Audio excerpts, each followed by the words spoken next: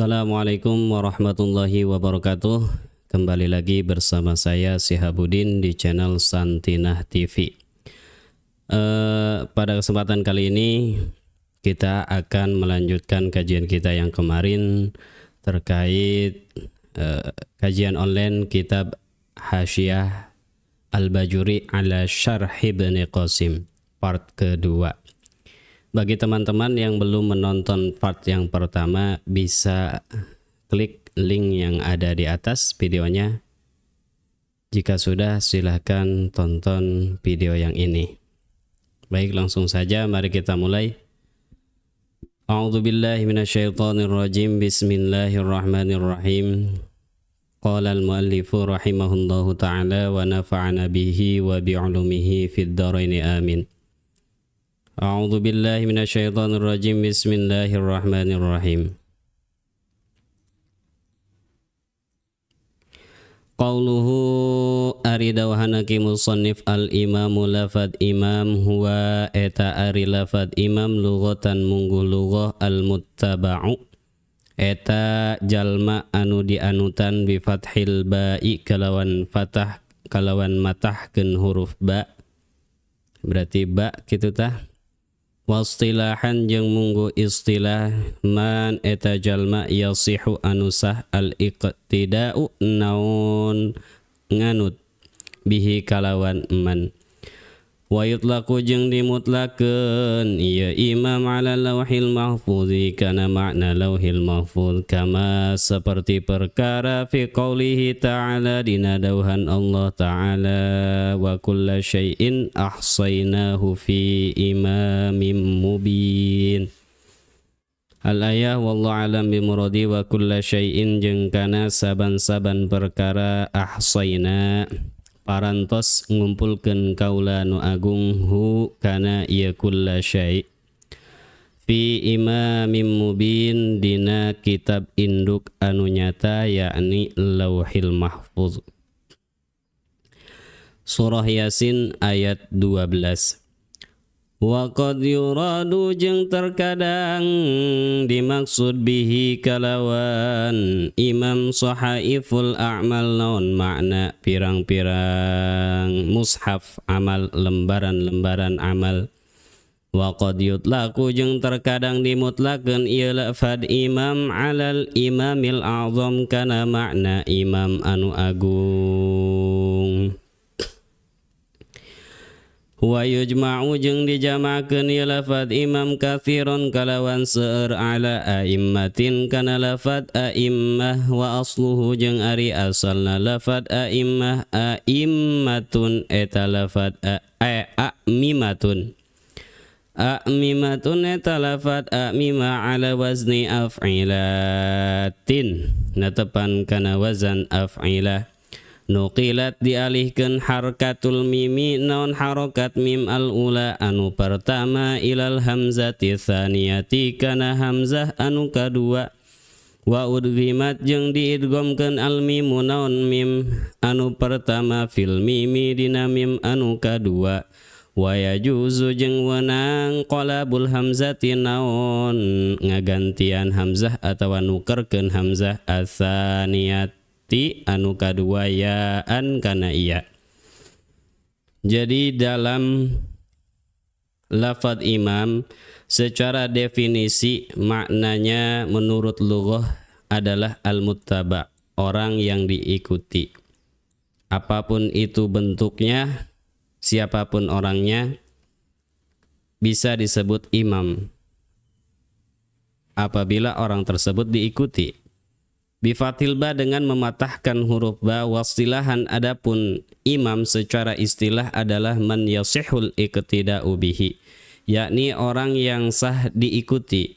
Artinya ketika imam diartikan sebagai orang yang sah diikuti, maka ada lafaz sah di sini berarti di dalamnya harus memenuhi syarat-syarat, kemudian kewajiban dan lain sebagainya, karena dikaitkan dengan kata yasihu.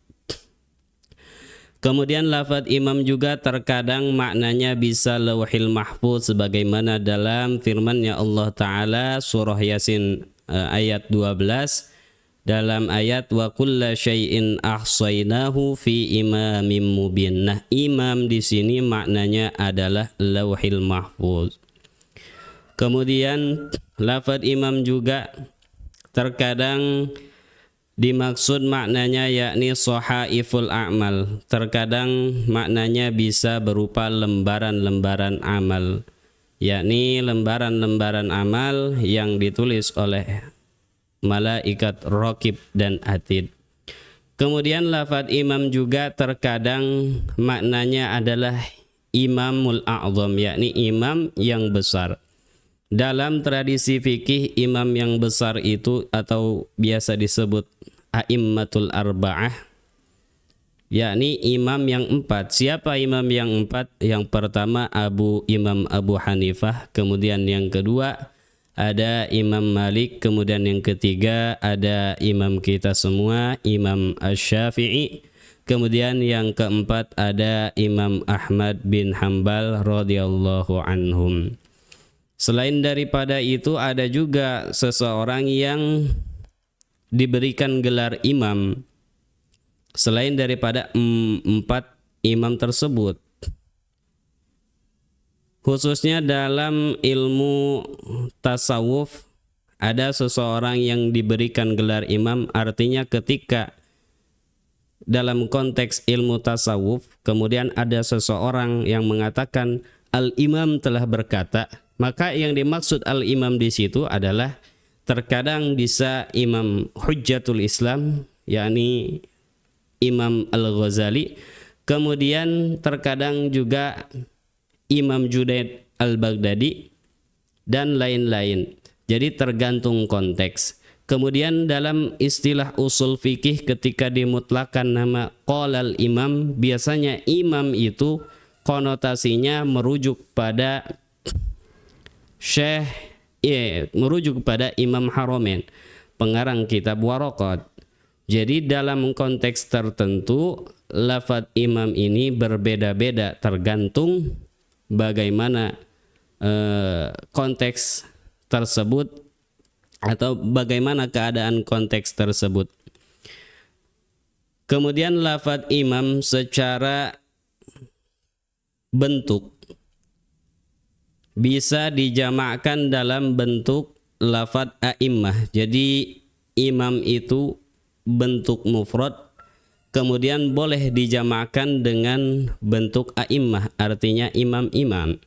Nah, lafaz a'immah secara asalnya dalam istilah ilmu i'lal disebut asalnya adalah a'mimah, mengikuti wazan af'ilah. Kemudian ini lafaz af'ila a'mimah nukilat harkatul mimil ula ilal hamzati tsaniyah. Harokat yang ada pada mim yang pertama dipindahkan kepada hamzah yang kedua. Yang tadinya a'mimah jadi a'immah. Ini sukun mim yang pertama. Setelah dipindahkan harokatnya kemudian wa udghimatil mimu fil mimi, idghamkan mim yang pertama ke dalam mim yang kedua menjadi a'immah. Nah, ini tasydid. Nah, jadinya lafaz terakhirnya adalah a'immatun. Sebagaimana menurut kaidah awwala mithlaini muharrakaini fi kilmatini ghimla kamitsli sufafi. Kemudian lafaz a'immah juga wa yajuzu qalabul hamzati ats-tsaniyati ya'an. Lafaz hamzah yang huruf hamzah yang kedua dalam lafaz a'immah boleh diganti dengan iya. Berarti selain diucapkan a'immah boleh juga disebut a'immah dengan iya. Anu saterasna wa qad yujma'u jeung terkadang dijamakeun ieu lafaz imam ala imamin kana lafaz imam oge fayakunu maka aya ieu lafaz imam mufradan eta mufrad tarotan dina sakapeung wa jam'an jeung eta jama' tarotan ukhra dina sakapeung anu lian nazira hijanin kalawan perbandingan lafaz hijan artina anu murni hijan. Fayuqalu maka diucapkeun naon lafad naqatun hijanun ari ieu onta anu murni, ari ieu onta bikang anu murni. Naqatun hijanun ari ieu onta bikang hiji, hijanun anu murni. Wanukun jeung ari ieu onta ieu pirang-pirang onta bikang hijanun anu murni.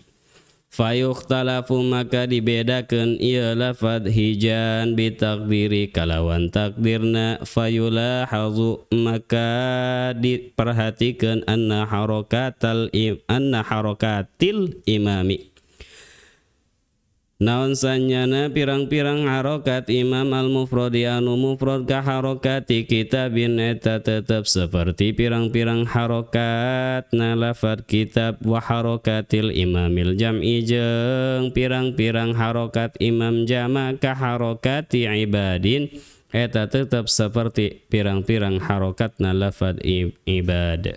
Wa min istimalihi jeung eta tetep satengah tina makena atawa tata cara makena ieu lafad imam jam'an kalawan jama' qauluhu ta'ala ari dauhana Allah ta'ala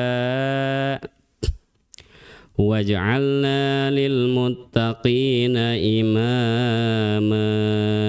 Wallahu alam bimuradi. Waj'al jeung mugi ngajadikeun Gustina ka kami lil muttaqina kana pirang-pirang jelma anu taqwa imaman kana jadi imam. Surah Al-Furqan ayat 74. Fala hajata makan teu aya hajat lima pikeun perkara takallafa anu merdihu kana ieu ma ba'duhum saha saware ulama ahli tafsir fil ayati dina ieu ayat min anna tauhidahu tina sanyana ngamufradkeun lafad imam lidilalati alal jinsi kana nuduhkeun kana jenis auli annahu atawa karna sanyana ieu lafad imam masdarun eta masdar fil asli dina asalna. Auli annal murada atawa karna sanyana anu dimaksud tina lafad imam teh waj'al jeung mugi ngajadikeun Gusti eta lafad waj'al.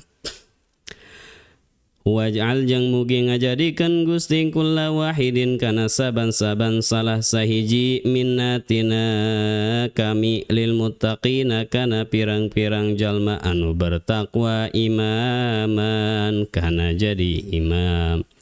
Auli annahum atawa karna sanyana itu muttaqin lil littihadi tariqatihim karna hiji jalana itu muttaqin wattifaqi kalimatihim jeung mufakatna pirang-pirang kalimat itu muttaqin kanu maka aya itu muttaqin ka syakhsin wahidin eta seperti jalma anu hiji.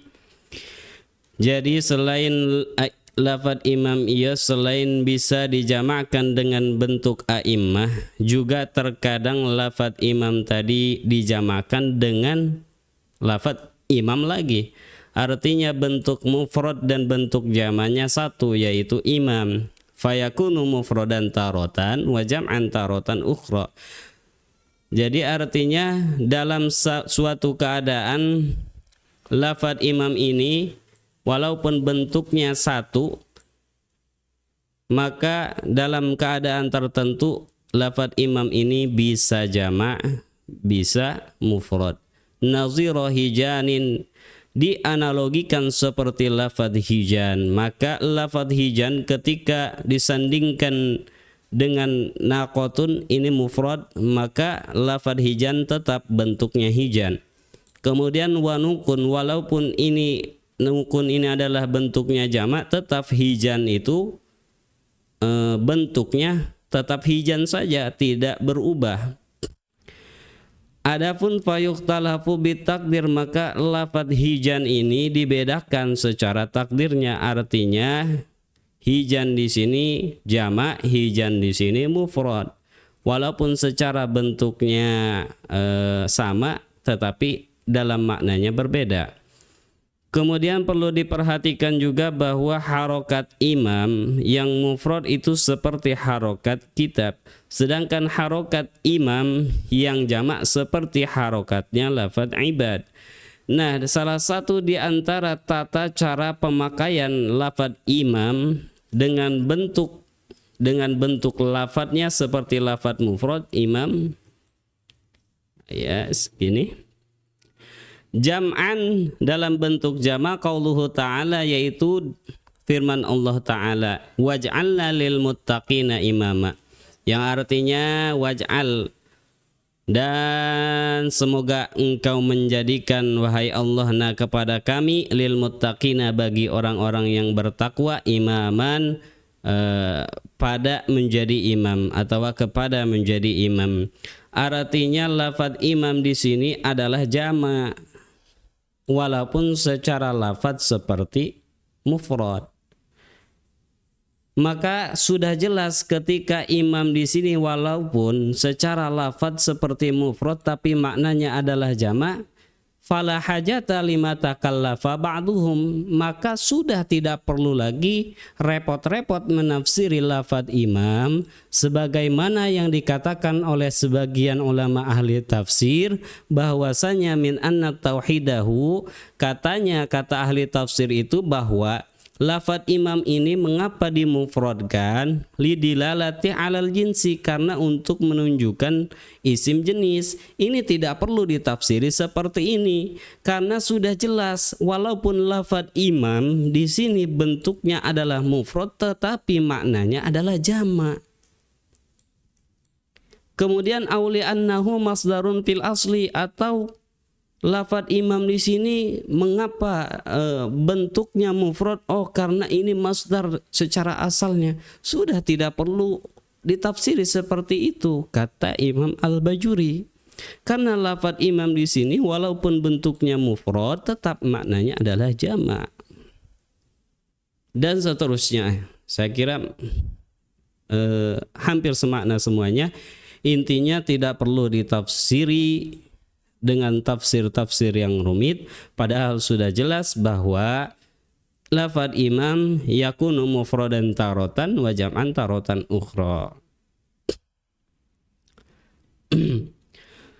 Qauluhu aridau hanaki musannif al-alimu lafad al-alimu ay tegesa al-muttasafu anu disifatan bil ilmi kalawan ilmu walau bimasalatin barisanajan tetep kalawan masalah wahidatin anu hiji.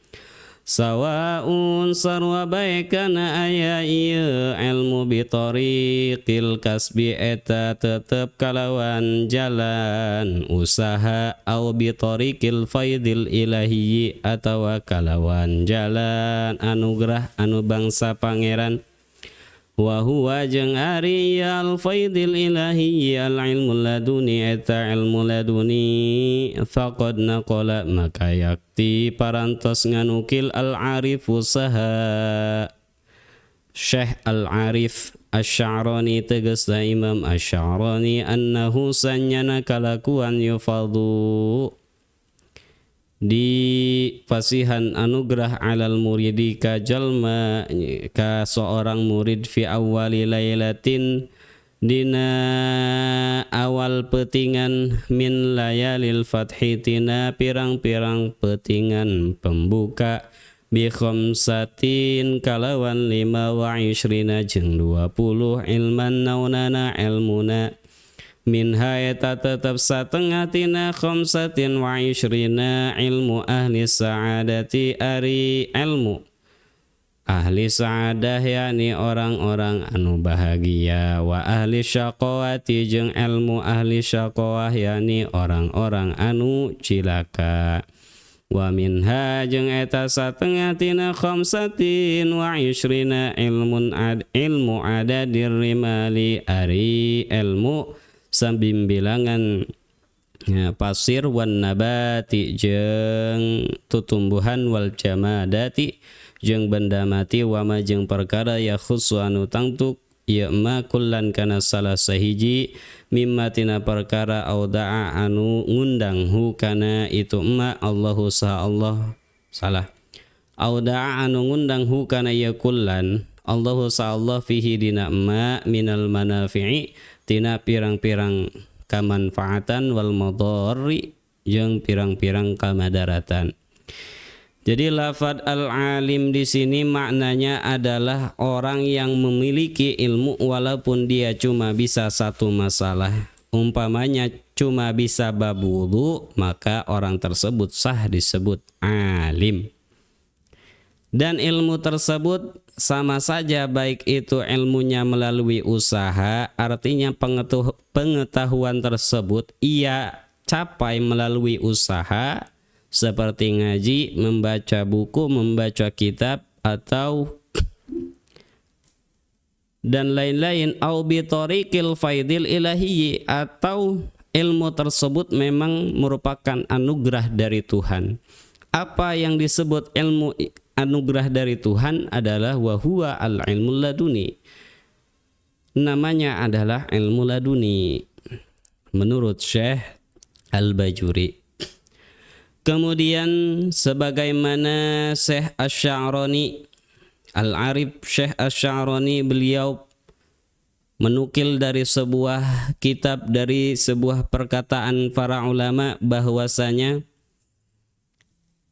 seorang murid di sini lawan kata dari mursyid, artinya dalam ilmu thariqah seorang murid ketika berguru kepada seorang guru thariqah fi awwali lailatin min layalil fathi, yaitu ketika seorang murid sedang melakukan ritual, maka pada malam pertama dari malam-malam ritualnya tersebut Allah Subhanahu wa taala akan memberikan fathah.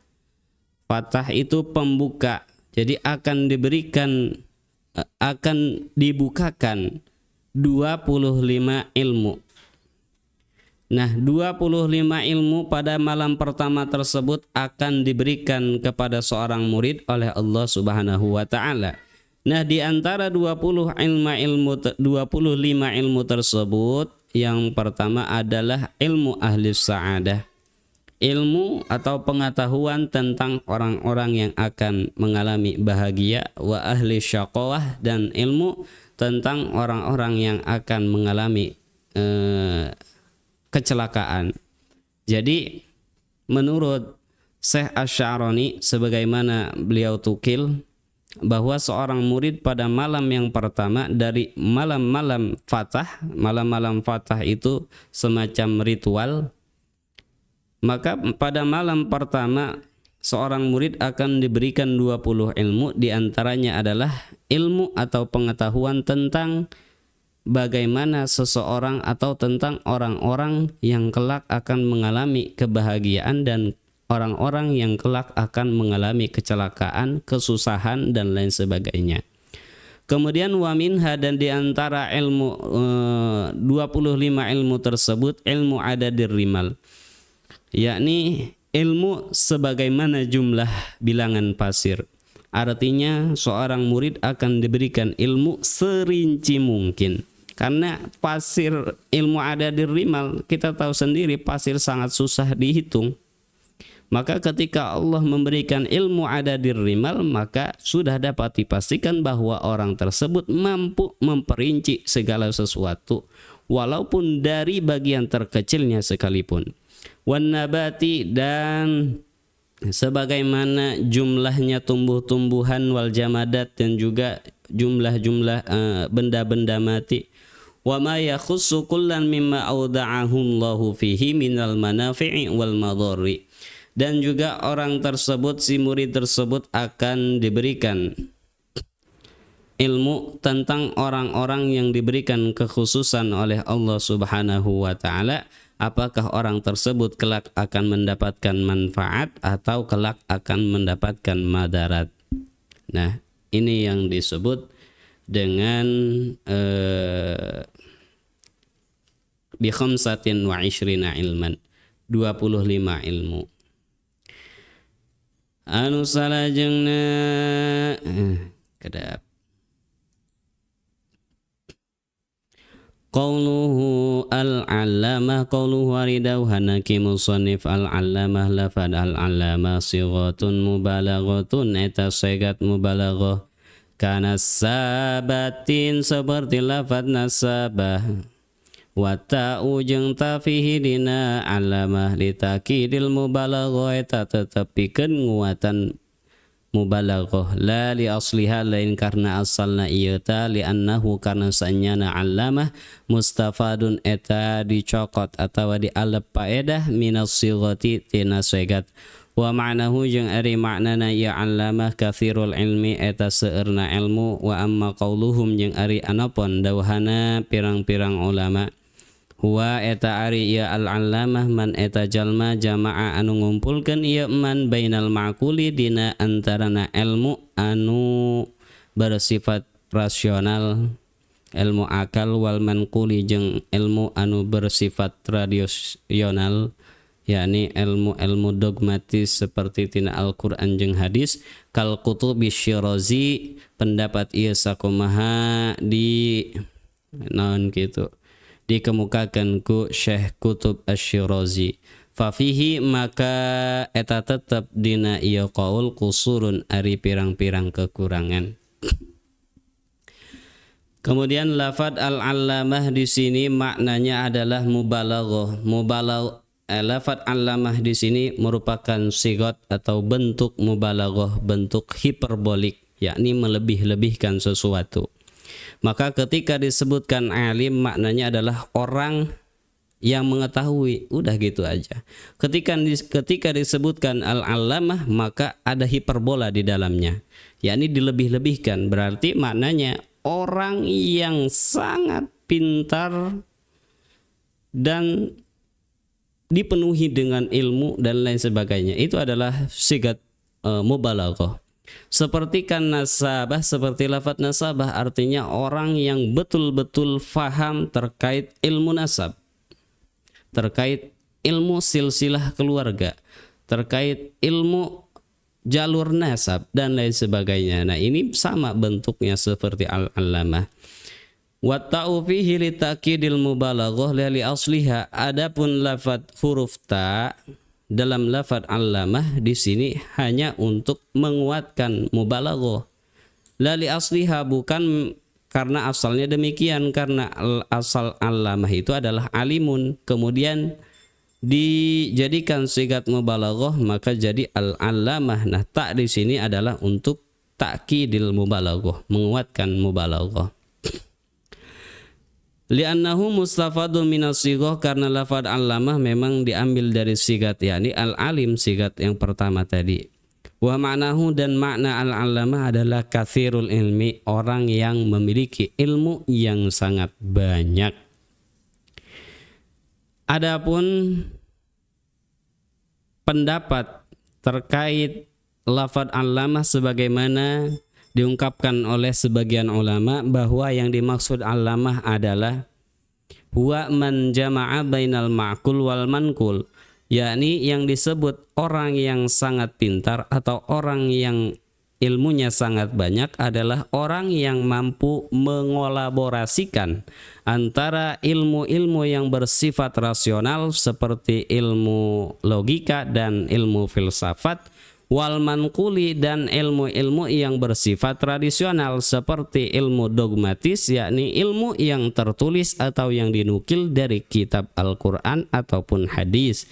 Nah, ketika seseorang mampu mengolaborasikan antara kedua ilmu ini maka disebut al-allamah menurut sebagian pendapat ulama. Tetapi kata Syekh Ibrahim Al-Bajuri justru definisi tersebut kusur, kurang lengkap. Karena mungkin dilihat dari sigat ini belum dijelaskan oleh definisi ini. Kemudian dari huruf ta'nya belum dijelaskan. Kemudian ini lafaz allamah diambil dari kata apa tidak dijelaskan. Makanya kusur, kurang definisi ini. Qauluhu Syamsuddin Ridau Hanaki musannif lafad Syamsuddin. Ai tegasna kasyamsi seperti panon poe lidini pikeun agama min haitsu idahihi tina sakira-kirana nyaangan itu Muhammad bin Qasim atawa penyarah kitab ieu lil ahkami kana pirang-pirang hukum bitalifihi kalawan angkitanana ieu penyarah kitab wa takririhi jeung penjelasanana wa hadza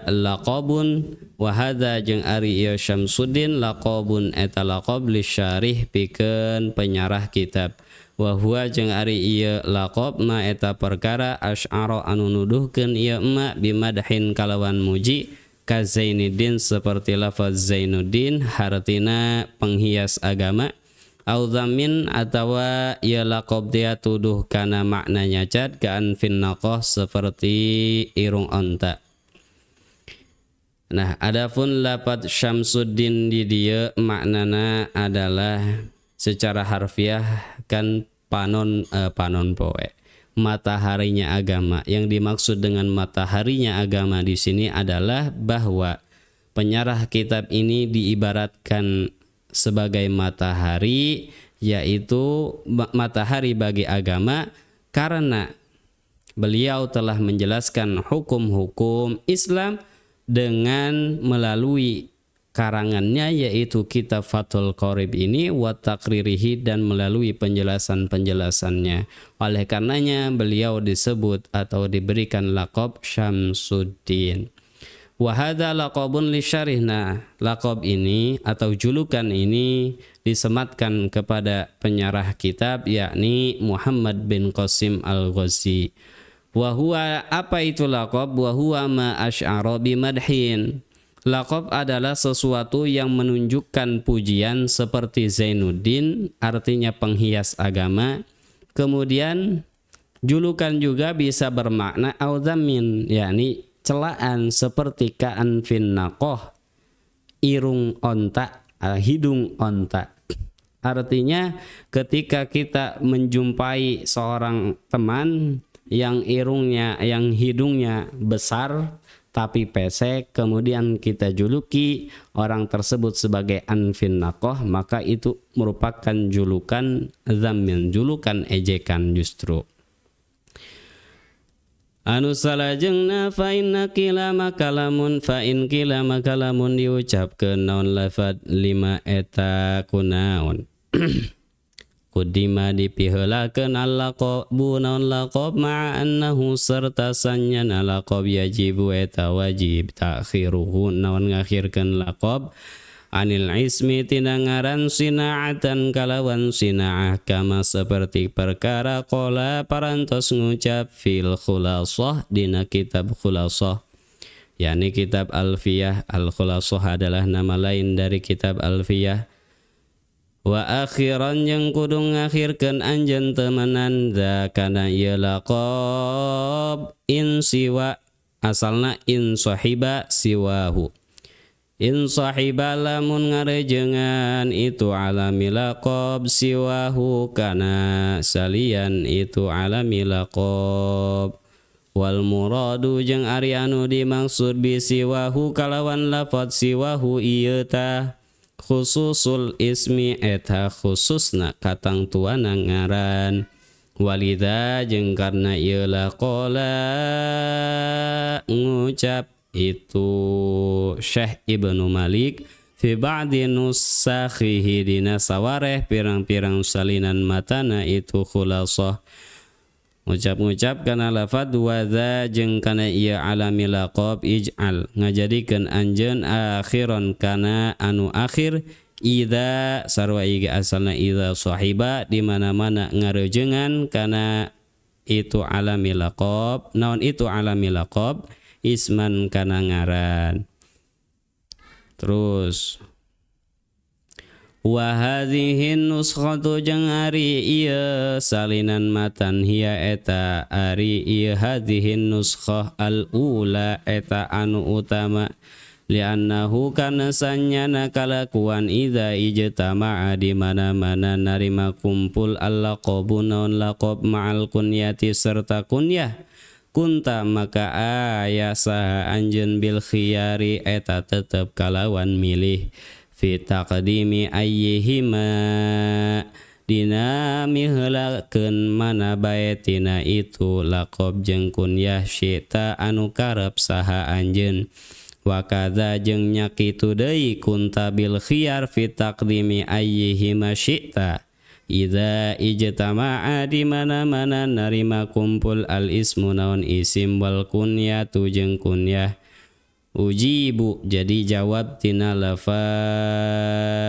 in kilata karena in adalah huruf syarat sedangkan huruf syarat ngabutuhan jawab maka ujiba maka dijawab itu qil kalawan lafad bi anna dzalika kalawan sanyana itu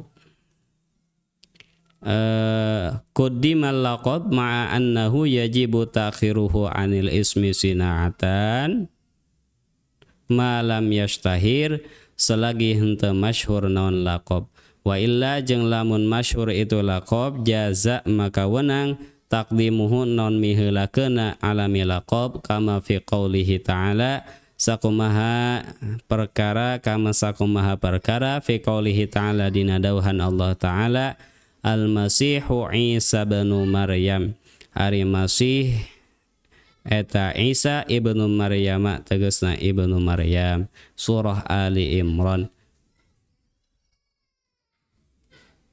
Terus lanjut ke sampai ke dia ya. Ala annal mu'arrakhin natapan kana sanyana pirang-pirang ahli sejarah la yubaluna eta henteu perduli ieu mu'arrakhin bi taqdimil laqabi kalawan miheulakeun laqab alal ismi kana isim fal wujubu makarin anu wajib innama angin pastina huwa eta ari ieu al wujub indan nuhati eta tetep mungguh ahli nahwu. Nah ieu lafaz Syamsuddin kan tadi dijelaskan laqab. Jadi lafaz Syamsuddin adalah laqab julukan daripada Muhammad bin Qasim. Kita lihat setelah ini. Nah, Muhammad bin Qasim Asy-Syafi'i.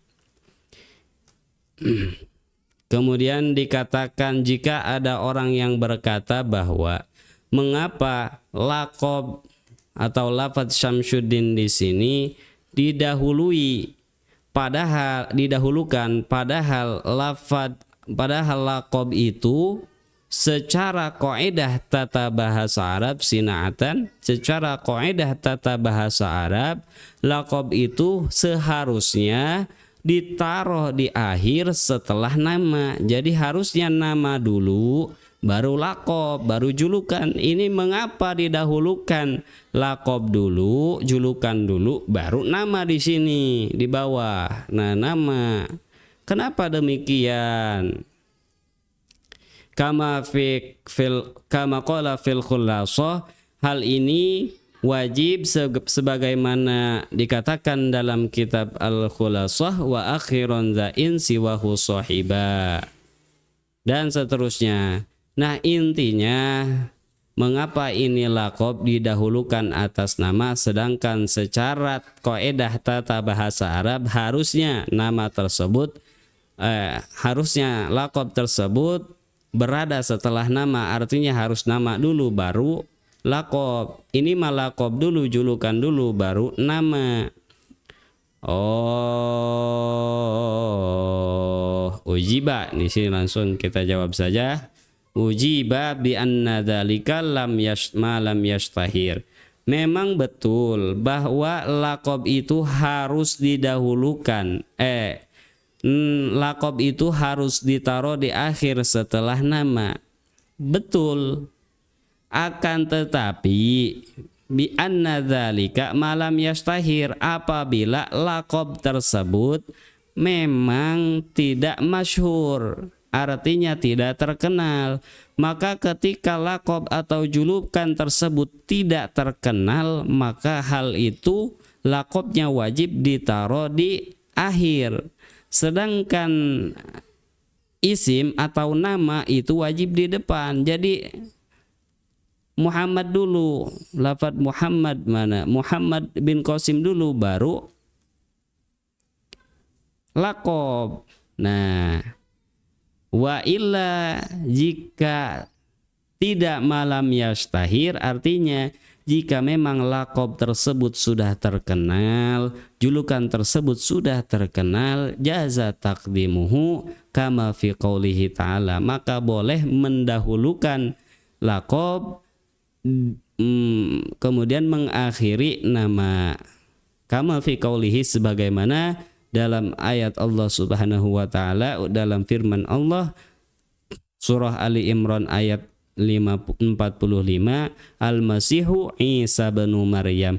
Nah, lafaz Al-Masih di sini adalah laqab didahulukan, sedangkan Isa adalah isim nama. Maka ketika Al-Masih ini sudah masyhur, artinya sudah terkenal, bahwa ketika disebutkan Al-Masih pasti rujuknya, pasti konotasinya kepada Nabi Isa alaihi salam, maka boleh lafaz Al-Masih didahulukan atas nama Isa, maka julukan boleh didahulukan atas nama. Nah, walaupun demikian, ala annal mu'arrakhin la yubaluna bi taqdimil laqab 'alal ismi. Adapun menurut para ulama ahli sejarah mah mereka tidak peduli, artinya sabodo teuing, mau julukan didahuluin, mau nama didahuluin, terserah. Karena yang pasti dalam ahli sejarah, menurut ahli sejarah adalah bagaimana peristiwa tersebut memang benar terjadi, kan begitu. Nah, fal wujubu innama huwa indan nuhat. Adapun permasalahan terkait laqab ini harus didahulukan atau diakhirkan adalah menurut pandangan ahli nahu, menurut pandangan ahli tata bahasa.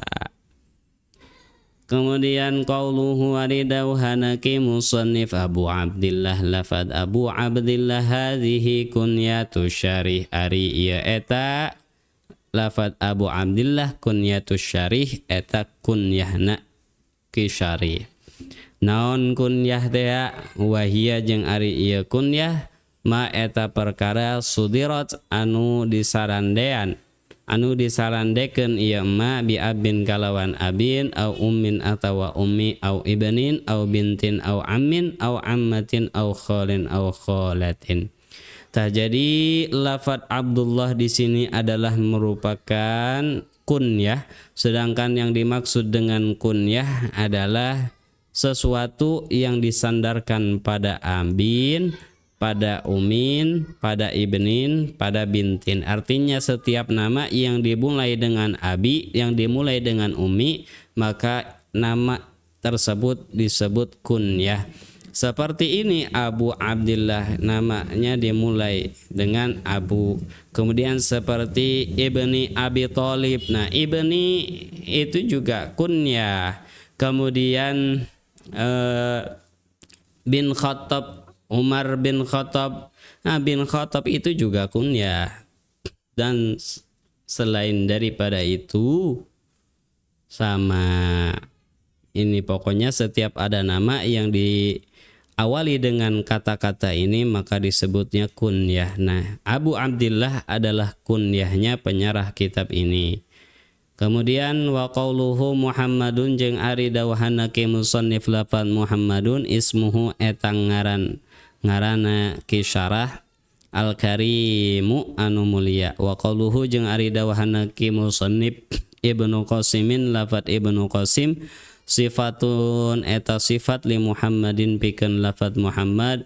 Wa Qasimun, jeung ari Qasim ismu abihi eta ngaran bapana Muhammad.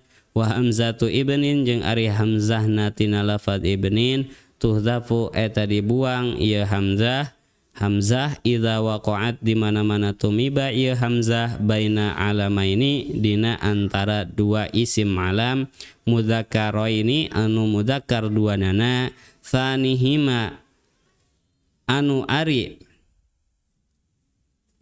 kad anu ari anu kaduana tina iya isim alam anu mudzakkar abun eta bapa lil awal pikeun anu pertama walam taqo jeung henteu tumiba ieu hamzah awwala satrin dina awal baris. Nah, adapun lafaz Muhammad di sini adalah nama penyarah kitab ini yang mulia, artinya nama Muhammad mengapa dinamakan Al-Karim karena merujuk pada nama Nabi kita semua yakni Nabi Muhammad sallallahu alaihi wasallam. Kemudian lafaz Ibnu Qasimin di sini lafaz Ibnu menjadi sifat dari lafaz Muhammad. Muhammad sedangkan sifat atau naat wajib mengikuti man'ut alaih. Man'ut alaihnya mana? Ya ini Muhammad. Ketika Muhammad dalam keadaan rofa, maka ibnunya juga harus dalam keadaan rofa.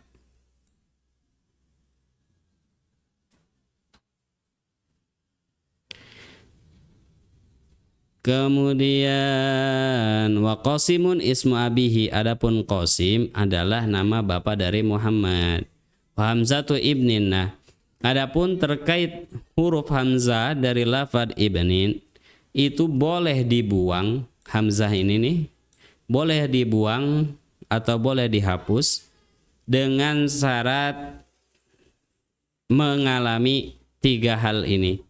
Pertama, idza waqa'at baina alamaini mudzakkaraini, apabila lafaz ibnin ini bertemu dengan atau diapit oleh 2 nama yang mana 2 nama tersebut sama-sama mudzakkar artinya maskulin, artinya laki-laki.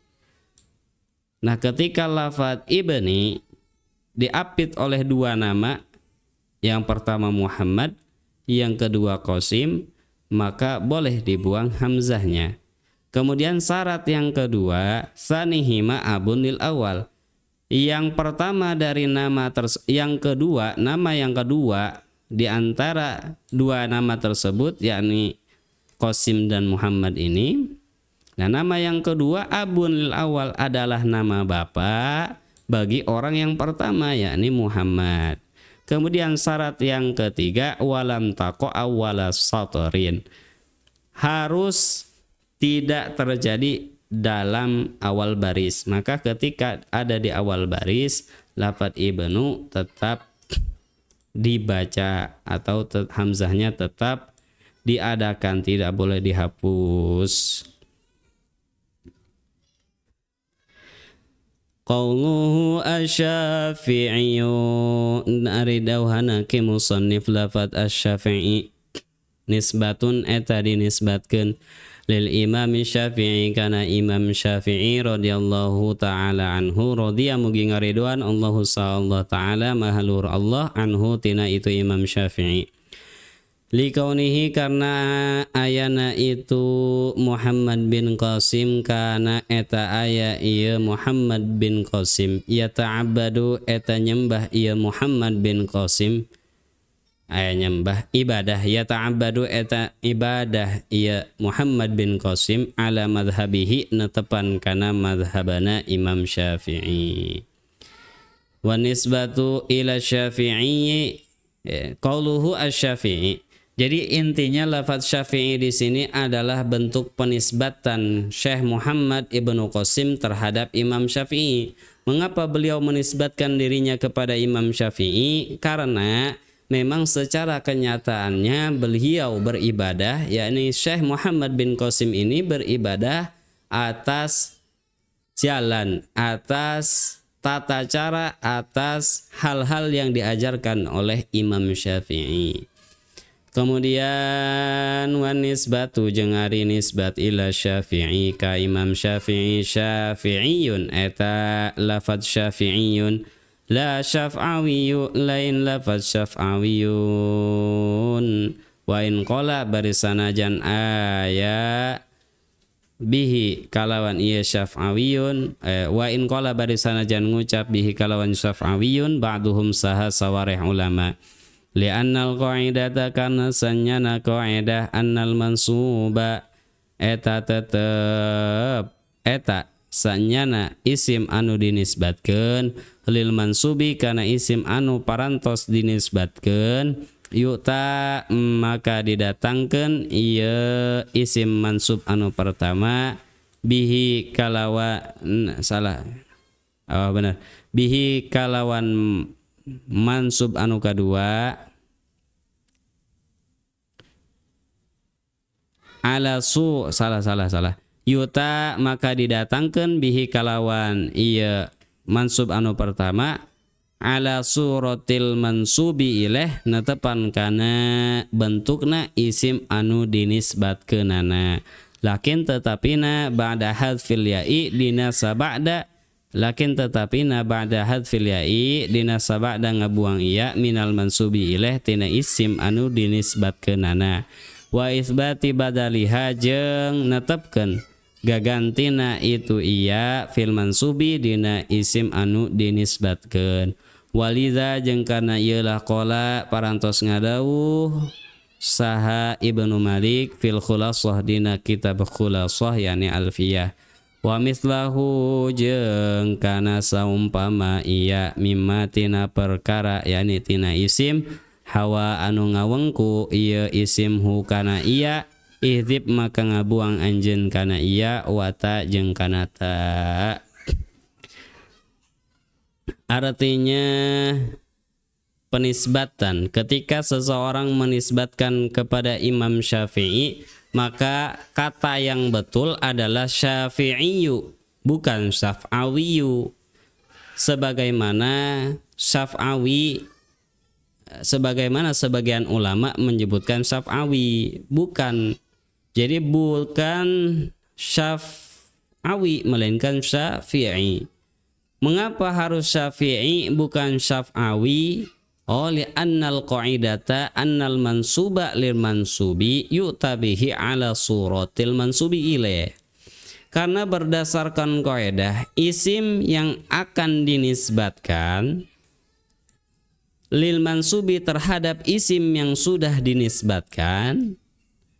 Nah, pertama kita bahas dulu. Al-mansubi yang dimaksud al-mansubi yang pertama adalah ini Muhammad bin Qasim. Ini kan isim yang kelak akan dinisbatkan. Lil mansubi terhadap isim yang telah dinisbatkan. Nah, yang isim yang telah dinisbatkan ini adalah Syafi'i. Karena secara hakikatnya Asy-Syafi'i ini juga merupakan bentuk penisbatan dari kakeknya Imam Syafi'i, yakni Syekh Syafi'. Nah, Syekh Syafi'i ini dinisbatkan oleh Imam Syafi'i dengan nama Syafi'i. Maka ketika seseorang yang belakangan lahir kemudian ingin menisbatkan dirinya dengan nisbat Imam Syafi'i, padahal Imam Syafi'i sendiri menisbatkan dirinya kepada Imam Syafi'i, kepada Syekh Syafi'i yaitu kakeknya, maka yu'ta bihi ala suratil mansubi ilaih. Maka justru orang yang hendak menisbatkan dirinya kepada Imam Syafi'i harus mendatangkan bentuk yang serupa dengan Syafi'i yang pertama. Artinya sesuaikan saja dengan Syafi'i ini. Kira-kira seperti itu. Jadi tidak perlu ditambah Syaf'awi, tidak perlu ditambah huruf wawu di sini. Kemudian dihilangkan alifnya, cukup ikuti saja Syafi'i ya Syafi'i. Karena Syafi'i sendiri justru beliau menisbatkan kepada kakeknya. Maka ketika kita menisbatkan kepada Imam Syafi'inya nih, maka ya kita ikuti kata yang pertama Syafi'in, kemudian ikuti juga secara hasil, maka kita bisa cukup mengikuti lafaz yang pertama yaitu Syafi'i. Karena ini sudah mengikuti kata yang pertama yaitu Syekh Syafi'i. Memang agak liar ini bab ini. Sebagaimana menurut kaidah lakin ba'da hadfil ya minal mansubi ilaih wa itsbati badaliha fil mansub. Artinya ini tidak begitu tidak begitu penting banget lah. Intinya ketika kita hendak menisbatkan Umpamanya kita ingin menisbatkan kepada siapa? Kepada Syekh Nawawi. Kepada Imam Nawawi lah, kepada Imam Nawawi. Nah, Imam Nawawi ini kan sebetulnya beliau sudah menisbatkan dirinya kepada daerahnya. Maka ketika kita menisbatkan dirinya kepada ketika kita menisbatkan diri kita kepada Imam Nawawi, maka cukup kita mengikuti kata An-Nawawi itu sendiri, karena An-Nawawi itu sendiri justru diambil dari nisbat sebuah kampung. Kira-kira seperti itulah. Qauluhu taqammadahu Allahu qauluhu waridau hanaki musannif taqammada mugi-mugi nyumarambahanhu kana itu Muhammad bin Qasim Allahu saha Allah tegasna ghamara mugi-mugi ngaliputan hu kana itu Muhammad bin Qasim. Salah Asy-Syafi'inya. Iya benar. Taqammada mugi-mugi nyumarambahan hu kana itu Muhammad bin Qasim Allahu sa Allah tegasna ghamara mugi-mugi ngaliputan hu kana Muhammad bin Qasim wa amma jeung mugi nyumarambahan itu Allahu kana Muhammad bin Qasim li'anna taghmid karena sanyana makna taghmid fil asli dina asalna idkhalus sayfi fil ghimdi eta ngasupkeun pedang fil ghimdi dina sarangka wal muradu jeung ari anu dimaksud minhu tina ieu taghmid lazimuhu eta tetepna taghmid wa huwa jeung ari ieu lazimuhu at-ta'mimu eta sumarambah. Jadi lafaz taghammada di sini asalnya adalah taghmid. Taghmid itu maknanya adalah idkhalus sayf fil ghimdi, memasukkan pedang ke dalam serangka. Maka ketika pedang dimasukkan ke dalam serangka, artinya pedang tersebut sepenuhnya diliputi oleh serangka. Maka ketika dimaknai diliputi, maka secara otomatis dia sudah takmim. Artinya semuanya rata diliputi oleh serangka. Nah, artinya dalam hal ini berarti Allah Subhanahu wa Ta'ala semoga meliputi Muhammad bin Qasim, meliputi dengan apa? Birahmatihi. Qauluhu aridawahana ki musannib birahmatihi kalawan rahmatna Allah tegasna bi ihsanin kalawan gawe alusna Allah. Fahya maka ari ieu rahmat ala hadza sighatin ala hadza fahya maka ari ieu rahmat ala hadza natepan kana ieu makna sighatun fi'lin sighatu fi'lin eta segat fi'il au bi iradati ihsanihi atawa kalawan makna kehendak ihsana Allah. Fahia maka ari ieu rahmat ala hadza natepan kana ieu makna yakni iradati ihsani sighatu dzatin eta segat zat fa'alal awal maka natepan kana makna anu awal ya juzu maka wenang ayyuqala naon yen tah diucapkeun naon lafaz Allahumma duh Gusti abdi ijma mugi ngumpulkeun Gusti na ka kami fi mustaqarrir rahmah dina tempat cicingna rahmat lianna mustaqarraha fi mustaqarrir rahmah benar lianna mustaqarraha karena sanyana tempat cicingna rahmat bi maknal ihsan kalawan ieu makna ihsan al jannatu eta sorga wa ala tsani jeung netepan kana makna anu kadua la yajuzu maka henteu meunang zalika naon itu mengucapkan ayyuqala Allahumma ja'al fi mustaqarrir rahmah li'annaha karena sanyana iya rahmah bihadzal makna kalawan makna iya yakni makna nu kadua qaimatun eta jumeneng bidzatihi kalawan zat yahna Allah taala maha luhur Allah wala jatima'a jeung henteu aya rerejengan henteu aya kukumpulan fi hadina rahmat Artinya lafadz rahmat ini secara bentuk, secara makna ketika dikaitkan dengan Allah maka bisa dua makna. Pertama, makna rahmat bisa ihsan, artinya berbuat baik, perbuatan baik. Ketika disebut perbuatan baik, ketika lafadz rahmat atau kasih sayang, rahmat itu kan kasih sayang artinya ya. Ketika kasih sayang ini diberikan atau dimaknai sebagai berbuat baik atau perbuatan baik, maka ini merupakan bentuk sigot fi'il, yakni merupakan bentuk pekerjaan, artinya pekerjaan. Atau bi iradati ihsanihi, atau kehendak berbuat baiknya, kehendak berbuat baik. Kemudian ketika lafadz rahmat ini, kasih sayang ini dimaknai sebagai kehendak perbuatan baiknya Allah, maka ketika ini diartikan sebagai iradati ihsani, ini adalah bentuk zat. Artinya satu kesatuan dengan zatnya Allah.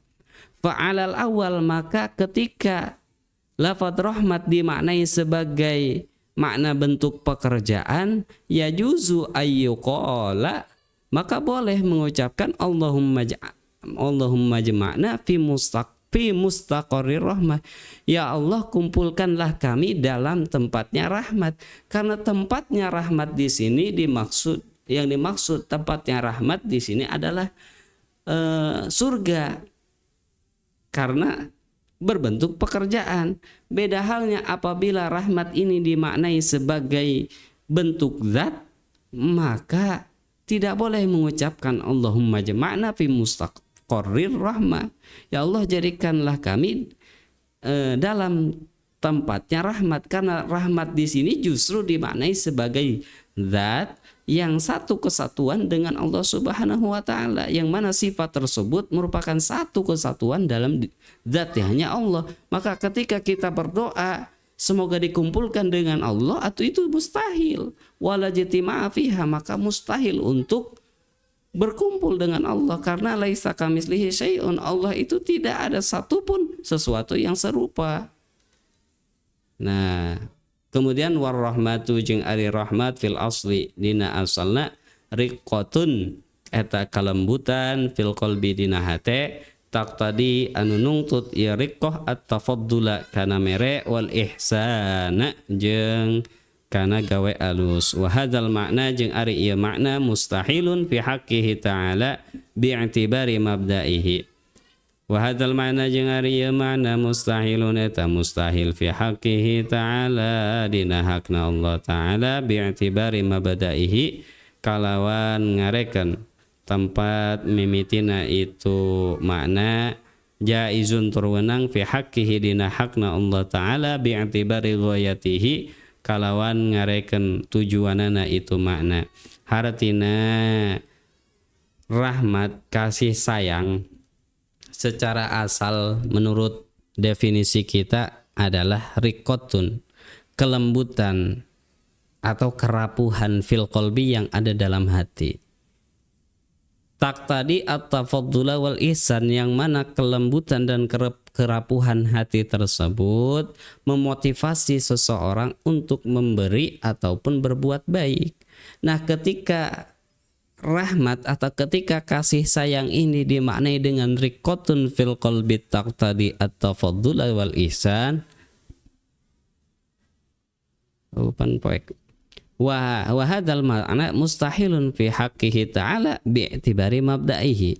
Nah, ada makna rahmat ini, makna ini mustahil disematkan kepada Allah apabila ditinjau dari asalnya ini makna. Artinya asalnya kelembutan hati, kerapuhan hati, yang kemudian asalnya kerapuhan hati itu kan asalnya dari sifat emosional. Nah, sedangkan sifat emosional mustahil kita sematkan kepada Allah Subhanahu wa taala. Kemudian ini makna boleh dilekatkan kepada Allah Subhanahu wa taala bi'tibari ghayatihi, dengan mempertimbangkan tujuan makna ini.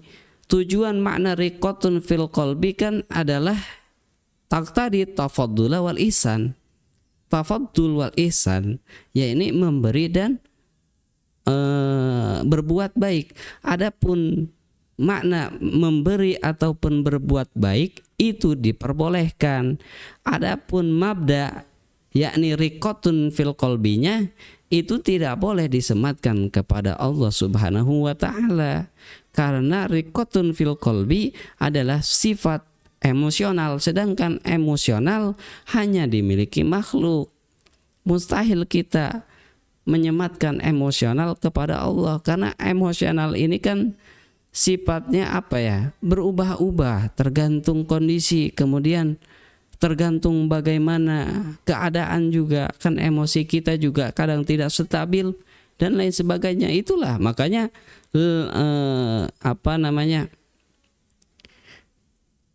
sifat emosional ini tidak boleh dilekatkan kepada Allah bi'tibari mabada'ihi, jika memang bi'tibari mabada'ihi, dengan meninjau, dengan menimbang asalnya emosi tadi.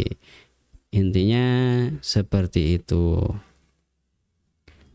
Qauluhu wa ridwanuhu, jeung ari dawuhana ki musannif ridwanuhu lafadz wa ridwanuhu bi kasri ra kalawan ngasrohkeun lafadz ra wa dhammiha, jeung ngadomahkeun huruf ra, kama seperti perkara qur'anu dibaca bihi kalawan yamma fi qaulihi ta'ala, naon dina dawuhana Allah ta'ala, salah, kama seperti perkara qur'a dibaca iya ma bihi kalawan dhammah ra fi qaulihi ta'ala, dina dawuhana Allah ta'ala non ayat wallahu alam bimuradih, kul maka katakan ku anjeun, maka ucapkan ku anjeun wahai Muhammad, ieu lanjutan tina ayat zuyyina linnasi hubbus syahawati minan nisa'i wal banina dan seterusnya. Kul maka ucapkan ku anjeun wahai Muhammad, anaha unabbi'u merenyaho kaulakum ka anjeun kabeh bi khairin kalawan anu leuwih alus min zalikum tinimbang itu kabeh. Nah itu kabehna ieu ngarujuk kana ayat nu samemehna tadi.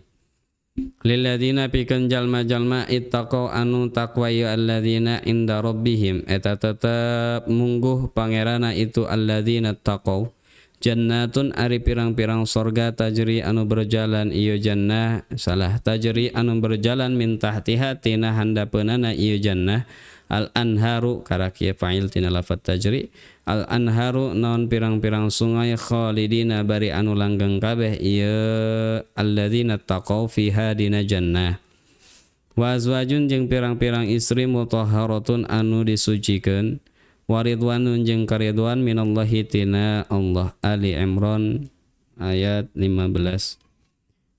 Wa an Abi Sa'id al-Khudri, jeung tina Abi Sa'id al-Khudri radhiyallahu anhu, mugi-mugi ngaridwan Allah sallallahu anhu tina itu Abi Sa'id al-Khudri, annallaha tabaraka wa ta'ala, sanyana Allah maha berkah Allah sareng maha luhur Allah, yaqulu eta ngadawuh Allah li ahlil jannah pikeun ahli surga, ya ahlal jannah wahai ahli surga, ngadawuh Allah ya ahlal jannah wahai ahli surga, fayaquluna maka ngarucap itu ahlul jannah, labbaika wa sa'daika, ay ulabbi'u labbaika wa sa'daika, minuhan kaula kana panggilan anjeun, wa sa'daika jeung kana minuhan kaula kana panggilan Gusti, wa sa'daika jeung kana kabahagiaan Gusti, wal khairu jeung ari kaalusan fiyadaika eta tetep dina kakawasaan Gusti. Fayaqulu maka ngadauh Allah, hal raditum, hal naha raditum ridha anjeun, fayaquluna maka ngucap itu ahlul jannah, ma lana la narda ya rabbi, ma kana naon, ma ari naon bener, ma ari naon lana eta tetep pikeun urang sadaya la narda anu henteu ridho saha urang sadaya ya Rabbi wahai pangeran kaula. Wa qad a'taitana jeung yakti parantos masihan Gustina ka kami ka urang sadaya makana perkara lam tu'ti anu henteu masihan Gusti ahadan kana salah sahiji min khalqika tina makhluk Gusti. Fayaqulu maka ngadauh Allah ala naha tehayang u'ti masihan kaulakum ka anjeun afdala kana anu leuwih afdal min zalika tinimbang itu kabeh. Fayaquluna maka ngadauh itu ahli surga ya Rabbi wahai pangeran kaula wa ayyu syai'in jeung ari mana-mana bae perkara afdalu anu leuwih afdal min zalika tinimbang itu kabeh. Fayaqulu maka ngadauh Allah uhilla dihalalkeun alaikum ka anjeun kabeh wahai ahlil jannah ridwani kana karedoan kaula fala askhatu asalna sakhito yaskhatu fala askhatu maka moal bendu maka henteu bendu saha kaula alaikum ka anjeun kabeh ba'dahu dina sabadana ridho kaula abadan dina salawasna. Ia berhubung geus 17.30 orang baca bae-nya di saya ngarakamna 17.30 kaburu maghrib. Wa ma'nahu jeung ari maknana itu ridwan imma adamus sukhti eta aya kalana henteu bendu fayakunu maka aya atfuhu naon ngatofkeunana lafad ridwan ala rahmah kana lafad rahmah min atfil ami eta tetep tina ngatofkeuna anu umum alal khasi kana anu khas. Lianna adama sukhti kana sanyana henteu bendu a'ammu eta leuwih umum ieu adama sukhti min ayyakuna tina yentah aya ma'ahu eta tetep serta itu adamu sukhti ihsanun ari ihsan aula atawa henteu ihsan jadi isim muakhar atau mubtada muakhar awalna tina lafad yakunu. Wa imma al-qurbu jeung eta aya kalana maknana teh deket wal mahabbatu jeung mahabbah mika cinta fayakunu maka aya atfuhu naon ngatofkeunana lafad ridwan alaihi kana lafad rahmah tahnu ieu min atfil khasi tina ngatofkeun ieu kunaon sih oh ieu bener min atfil khasi tina ngatofkeuna isim anu khusus alal ami kana anu umum. Lianna rahmata kana sanyana rahmat a'ammu eta leuwih umum ieu rahmat min antakuna tina yen tah aya ieu rahmat bil qurbi kalawan qurbi deket wal mahabbati jeung mahabbah au bi ghairi hima atawa kalawan saliyana itu qurbi jeung mahabbah. Artina rahmat teh leuwih umum tinimbang qurbi jeung mahabbah karena kasih sayang teh walaupun diberikan tanpa qurbi jeung mahabbah eta tetep disebutna kasih sayang bae bari sanajan henteu deukeut atawa henteu mika cinta. Wa imma tsawabu jeung eta aya kalana maknana ridwan teh as-sawabu yakni ganjaran fayakunu maka aya atfuhu naon ngatofkeunana lafad ridwan alaiha kana lafad rahmat min atfil muradifi tina ngatofkeun muradif yakni sinonim li'annal ihsan kana sanyana ihsan wa tsawaba jeung sawab ganjaran bi makna wahidin kalawan makna anu hiji bisa bimaknan wahidin kalawan makna anu hiji. Wa qad yuqalu jeung terkadang diucapkan innal insa ihsana naon lafad innal ihsana sanyana ihsan a'ammu eta leuwih umum mina tsawabi tinimbang ganjaran lianna tsawaba kana sanyana ganjaran miqdarun eta takeran minal jazai tina babales yu'ti anu masihan hi kana ieu jaza Allah ta'ala mahlur Allah li'ibadihi kana pirang-pirang hambana Allah fi muqabalati amalihim dina perbandingan amalna itu ibad. Jadi ganjaran teh adalah suatu kadar tina segi babales anu mana Allah Subhanahu wa taala masihan babales eta pikeun ka hamba-hamba Allah sebagai perbandingan tina amal-amalan anu parantos dilakukeun ku seorang hambana. Wal ihsan berarti ihsan teh a'ammu eta leuwih umum min zalika tinimbang itu rahmat. Tinimbang itu sawab.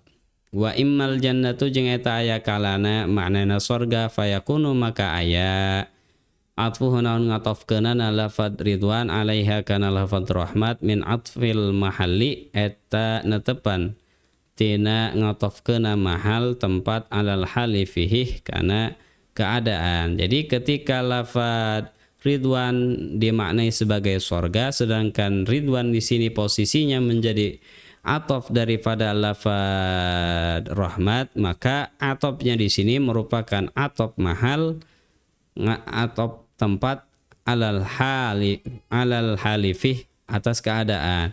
Karena sorga itu adalah tempatnya, sedangkan rahmat adalah keadaannya atau bentuk pekerjaannya. Wa bihadza jeung kalawan ieulah yu'lamu dikanyahokeun manon perkara fi ibaratil barmawi tina pirang-pirang ibarahna al-barmawi fi ibaratil barmawi tina ibarahna Syekh al-Barmawi minal ijmali wal ibham tina kitab ijmal wal ibham. Qauluhu amin ari dawahana ki musannif lafad amin ismu fi'lin eta isim fi'il bimakna istajib ya Allah kalawan makna istajib ya Allah. Wa yajuzu jeung weunang fihi dina ieu amin al maddu naon manjangkeun wal qasru jeung mendekeun wa tasydidu jeung nasdidan. Wa in kana bari sanajan aya al musyaddadu naon anu ditasdidan yati eta datang ieu musyaddad bimakna qasidin kalawan makna pirang-pirang jelma anu neja. Jadi lafad amin di sini secara ilmu nahwu sharaf merupakan salah satu bentuk isim fi'il. Artinya isim maknanya fi'il. Nah, isim fi'il di sini bermakna amin di sini bermakna istajib ya Allah. Artinya semoga engkau mengijabah, memberikan ijabah wahai Allah. Nah, adapun dalam lafaz amin ini dalam cara pembacaannya hamzahnya boleh dipanjangkan, alifnya boleh dipanjangkan, alif atau hamzah ya. Karena al-alif la tuqbalul harokat, alif tidak menerima harokat. Nah, alifnya boleh dipanjangkan, hamzahnya boleh dipanjangkan menjadi dua harakat seperti amin. Kemudian boleh dikosor, boleh dipendekkan seperti amin, boleh. Wat tasydid kemudian mim dalam huruf mim dalam lafaz amin boleh ditasydid jadi amin atau amin. Nah, ketika ditasydid itu maknanya dikembalikan terhadap orang-orang yang memaksud alias orang-orang yang mengucapkan kata amin. Jadi ketika ada seorang yang mengucapkan amin, nah maknanya dikembalikan lagi kepada orang yang menyebutkan tadi. Tapi kalau disebutkan amin, maknanya jelas istajib du'ana ya Allah atau istajib ya Allah. Atau ketika lafaz amin dibaca amin, maka maknanya istajib ya Allah tetap. Qauluhu alhamdulillah wallahu alam bisawab.